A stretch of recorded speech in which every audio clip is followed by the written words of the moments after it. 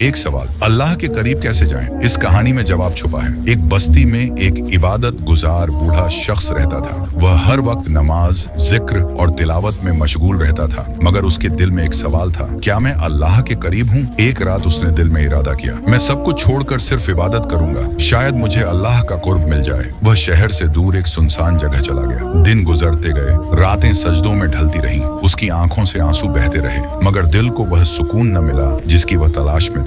एक दिन वह वापस शहर आया। बाजार में खड़ा वह खामोशी से लोगों को देख रहा था। इसी दौरान उसने एक गरीब औरत को देखा जो अपने हाथ में एक पुराना बर्तन लिए दुकान दुकान जा रही थी। उसके चेहरे पर परेशानी थी, मगर वह हिम्मत नहीं हार रही थी। कुछ लोग उसकी बात सुनकर आगे बढ़ जाते, कुछ कम कीमत लगाते, मगर कोई उसकी मजबूरी नहीं समझ रहा था। फिर एक नौजवान दुकानदार ने उसे देखा। वह खामोशी से उसकी बात सुनता रहा और फिर उसने बिना बहस के उसे उसकी जरूरत से भी ज्यादा पैसे दे दिए। बूढ़ा शख्स हैरान रह गया।